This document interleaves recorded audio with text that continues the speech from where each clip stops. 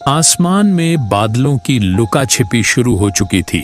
शाम ढलते ढलते सूरज की लालिमा कहीं खो गई और उसकी जगह गहरे स्लेटी बादलों ने ले ली।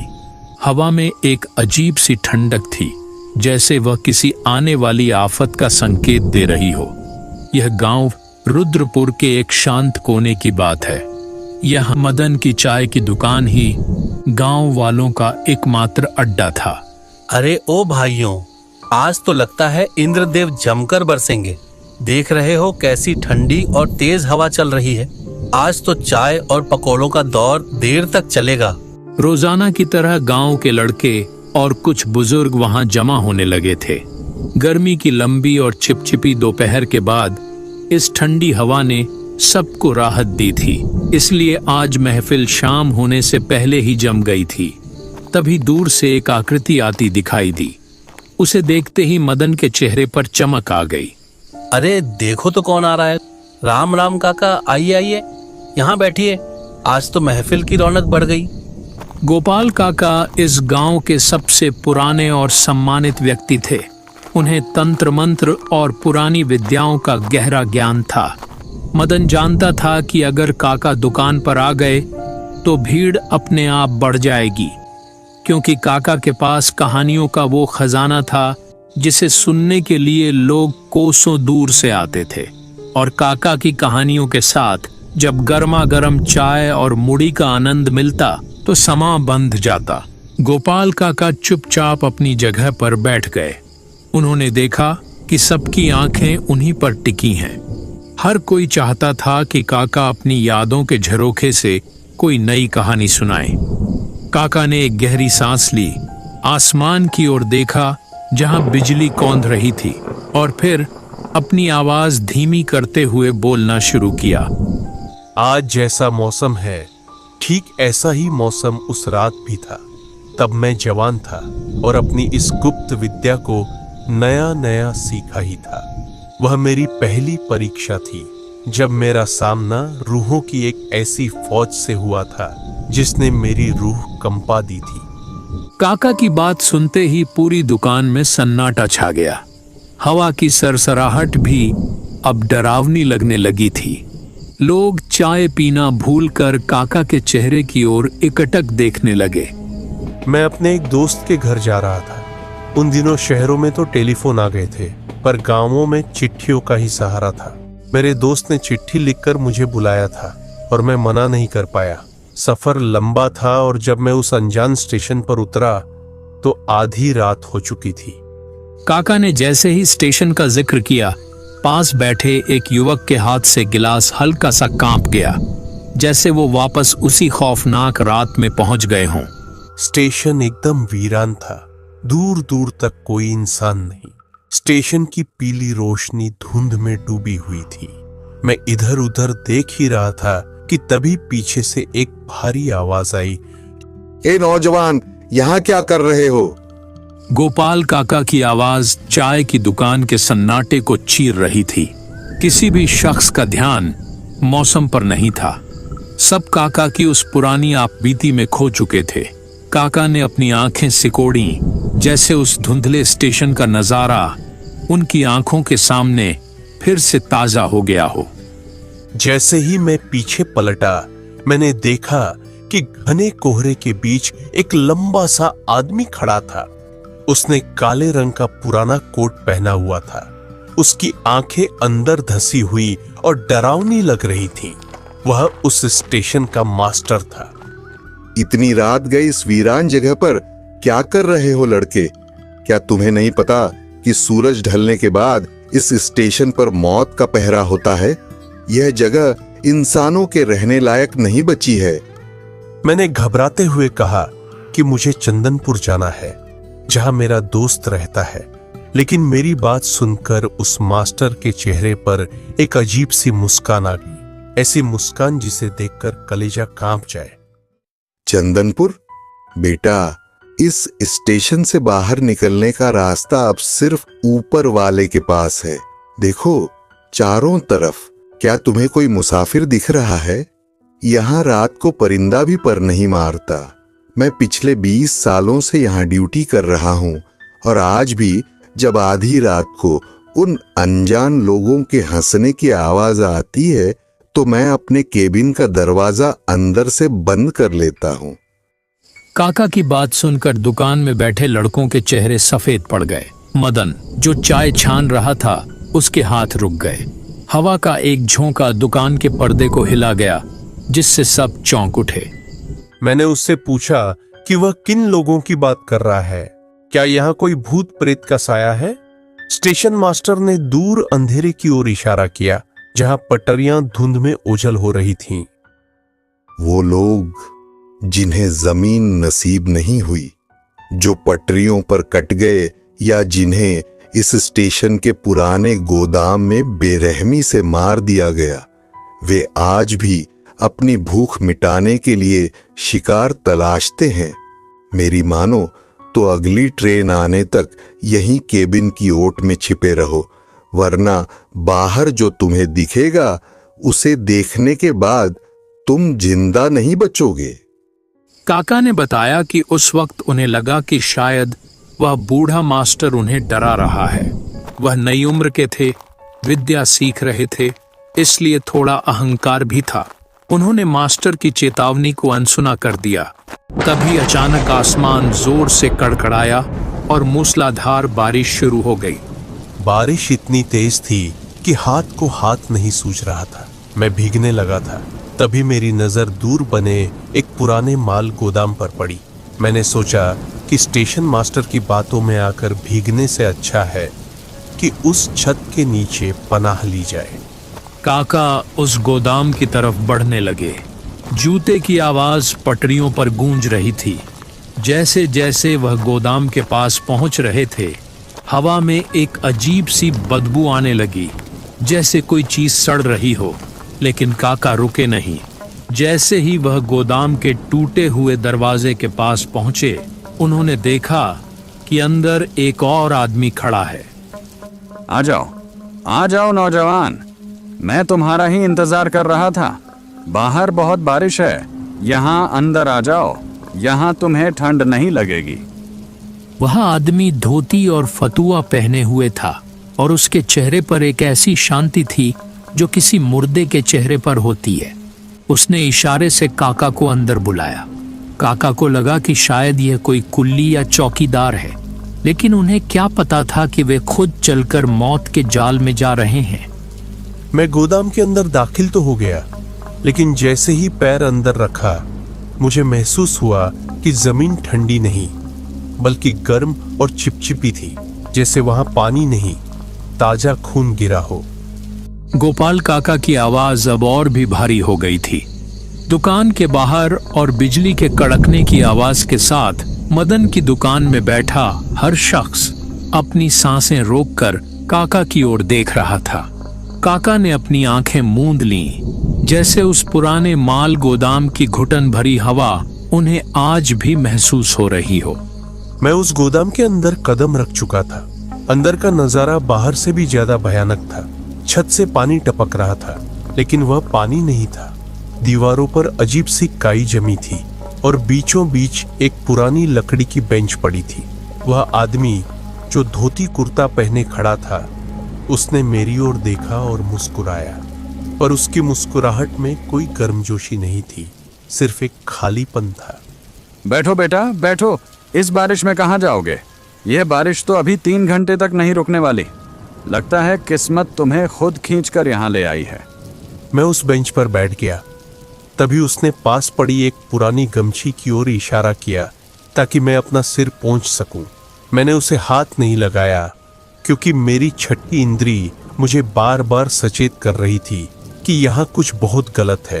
तभी उस आदमी ने एक ऐसा सवाल किया जिसने मेरे रोंगटे खड़े कर दिए। क्यों बेटा, क्या तुम भूतों में विश्वास करते हो? क्या तुम्हें डर लगता है? मैंने उसकी आंखों में सीधे देखते हुए कहा, विश्वास तो करता हूँ बाबा, लेकिन डरता नहीं हूँ। मेरी बात सुनकर वह आदमी फिर से अजीब तरह से हंसा। वह हंसी इंसान की नहीं लग रही थी, बल्कि किसी सूखी हड्डियों के टकराने जैसी आवाज थी। वह अचानक उठा और गोदाम के अंदर बने एक छोटे अंधेरे कमरे की तरफ चला गया। काका ने बताया कि उस आदमी के अंदर जाते ही गोदाम का तापमान अचानक गिर गया। हवा में अब वही सड़ी हुई मांस की गंध तेज हो गई थी जो उन्होंने बाहर महसूस की थी। तभी अंधेरे कमरे से अजीब सी चबाने की आवाजें आने लगीं, जैसे कोई हड्डी तोड़ रहा हो। मुझसे रहा नहीं गया, मैंने जोर से आवाज दी। कौन है वहाँ? क्या कर रहे हो तुम? तभी वह आदमी बाहर आया, लेकिन अब उसका हुलिया बदल चुका था। बूढ़े और सूखे मांस खा खाकर मेरा जी भर गया था। आज कई सालों बाद कोई ताजा और जवान शिकार इस गोदाम में आया है। आज हमारे कुनबे की दावत होगी। आज हम जलसा करेंगे। काका समझ गए थे कि यह कोई मामूली रूह नहीं, बल्कि एक ब्रह्मदैत्य या नरभक्षी प्रेत है जो सालों से इस वीरान गोदाम में शिकार का इंतजार कर रहा था। मैं अपनी जगह से उठा। वह मेरी तरफ बढ़ने लगा। उसकी चाल इंसानों जैसी नहीं थी, वह हवा में तैरता हुआ सा लग रहा था। मैंने चिल्लाकर कहा, दूर रहो। अगर तुमने एक कदम भी आगे बढ़ाया तो आज तुम्हारी ये झूठी दुनिया राख हो जाएगी। पर वह रुका नहीं। उसने अपने हाथ फैलाए और उसकी उंगलियों से काली धुंध निकलने लगी। तेरी विद्या और तेरा साहस आज यहीं दफन हो जाएगा। देख देख तेरे चारों तरफ कौन है। तभी गोदाम की फटी हुई जमीन से एक एक करके इंसानी कंकाल बाहर निकलने लगे। उन सबके कंकालों पर वही काली धुंध लिपटी हुई थी। वे सब काका को घेरने लगे। काका अकेले थे और उनके सामने पूरी प्रेत सेना खड़ी थी। पर काका ने हार नहीं मानी। उन्होंने अपने जेब से वो चीज निकाली जिसके लिए उन्होंने सालों तक साधना की थी। रुद्रपुर गांव की उस छोटी सी दुकान पर अब सन्नाटा इतना गहरा था कि गोपाल काका का चेहरा पसीने से तर था, मानो वो सचमुच उस मौत के गोदाम में दोबारा पहुंच गए हों। उन्होंने अपनी मुट्ठियां भींच लीं और कहानी को आगे बढ़ाया। वो घेरा छोटा होता जा रहा था। मुझे समझ आ गया था कि मैंने यहाँ आकर कितनी बड़ी गलती की है। डर तो लग रहा था, पर मेरे गुरु की दी हुई शिक्षा ने मुझे टूटने नहीं दिया। पकड़ लो इसे, इसकी गर्दन मरोड़ दो। आज इसकी हड्डियों का सूप बनेगा और मांस का जलसा होगा। बहुत दिनों बाद किसी इंसान का खौफ चखने को मिलेगा। मार डालो इसे। काका ने अपनी आंखें बंद की और अपने गुरु का स्मरण किया। उन्होंने अपने कुर्ते की गुप्त जेब से सिद्ध की हुई अभिमंत्रित सूखी जड़ें और कुछ काले दाने निकाले। उन्होंने उन्हें हाथ में पकड़ा नहीं, बल्कि हवा में उछालते हुए मंत्रों का उच्चारण शुरू किया। जैसे ही मंत्रों की शक्ति गोदाम की गूंज में मिली, पूरा गोदाम कांपने लगा। एयूएम ह्रीं क्लीं अघोर रूपाय शत्रु संहारणाय। काका के मुंह से निकलते हर शब्द के साथ गोदाम के अंदर एक नीली रोशनी फैलने लगी। वो कंकाल जो काका की ओर बढ़ रहे थे अचानक ठिठक गए। जैसे जैसे मैं मंत्रों का वेग बढ़ाता गया, वो प्रेत सेना धुएं में बदलने लगी। लेकिन वो मुख्य नरभक्षी प्रेत अभी भी खड़ा था। उसकी आंखों में अब भूख की जगह गुस्सा और नफरत थी। उसने एक जोरदार दहाड़ मारी, जिससे गोदाम की छत के कुछ पत्थर नीचे गिर पड़े। तुझे क्या लगता है इन मामूली लकड़ियों से तू मुझे रोक पाएगा? मैं इस जगह का राजा हूं। 20 साल पहले जो डाकू यहां मरे थे, मैं उनका सरदार हूं। हमने यहाँ के हर कर्मचारी को काटकर इन्हीं दीवारों में चुन दिया था। तू भी इन्हीं का हिस्सा बनेगा। वह प्रेत अचानक हवा में उछला और काका की गर्दन की ओर अपने नुकीले नाखून बढ़ाए। काका ने तुरंत अपनी विद्या का सबसे घातक अस्त्र अग्नि बाण मंत्र पढ़ा। उन्होंने हवा में एक घेरा बनाया जो आग की एक दीवार में बदल गया। प्रेत जैसे ही उस दीवार से टकराया, उसके शरीर से काले रंग का खून टपकने लगा और वह तड़प उठा। गोपाल काका की कहानी अपने आखिरी पड़ाव पर थी। अब धीमी होकर रिमझिम फुहारों में बदल चुकी थी। बिजली का कड़कना बंद हो गया था, लेकिन गांव वालों के दिलों की धड़कनें अभी भी तेज थीं। काका ने एक लंबी और गहरी सांस ली, जैसे उस रात का आखिरी बोझ अपने सीने से उतार रहे हों। धमाके के बाद सब कुछ शांत हो गया। मैं वहीं गोदाम के फर्श पर बैठ गया। मेरी पूरी ताकत खत्म हो चुकी थी। डर और थकान की वजह से मेरी आंखें मूंदने लगी। मुझे नहीं पता कि मैं कितनी देर तक वहां अचेत रहा, लेकिन जब मेरी आंखें खुलीं तो खिड़की की दरारों से सूरज की सुनहरी रोशनी अंदर आ रही थी। काका जब उठे तो उन्होंने देखा कि वह जगह वैसी नहीं थी जैसी रात को दिख रही थी। वह गोदाम अब एक खंडहर बन चुका था। छत गिरी हुई थी, चारों तरफ मकड़ी के जाले थे और पुरानी जंग लगी मशीनें धूल में दबी पड़ी थीं। वहां न कोई बेंच थी, न कोई कमरा। मैं उस खंडहर से बाहर निकला और सीधे अपने दोस्त जोगिंदर के घर पहुंचा। रात भर की घटना से मेरा चेहरा पीला पड़ गया था। मुझे देखते ही जोगिंदर चौंक गया और बोला, अरे गोपाल, तू इस हाल में, और तू आया कहां से है? मैंने उसे रात की पूरी बात बता दी। क्या तू उस पुराने माल गोदाम में रुका था?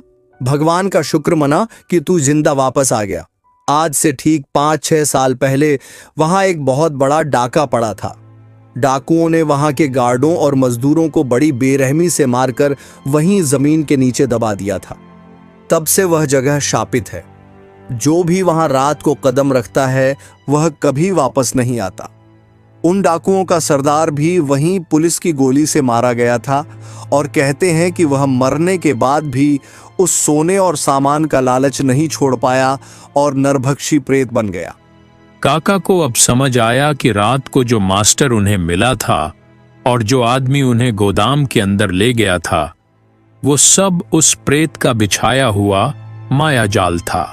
वह जगह इंसानों को भ्रमित करके अपनी ओर खींचती थी ताकि उनकी रूहों को गुलाम बनाया जा सके।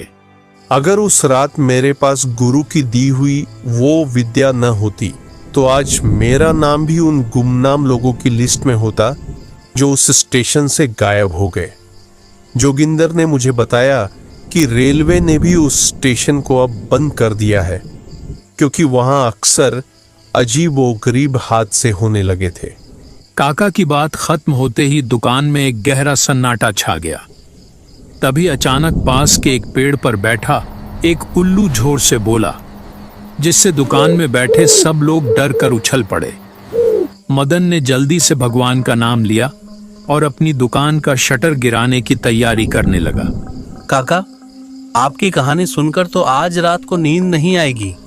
सच है, लालच और नफरत इंसान को मरने के बाद भी चैन से रहने नहीं देती। रुद्रपुर की वो शाम अब एक खौफनाक याद बन चुकी थी। लोग एक दूसरे का हाथ पकड़कर समूह बनाकर अपने घरों की ओर भागने लगे। गोपाल काका शांत भाव से उठे, अंधेरे रास्ते पर निकल पड़े। आसमान साफ हो चुका था, लेकिन उस वीरान स्टेशन और खौफनाक गोदाम की कहानी आज भी उस गांव की हवाओं में जिंदा है।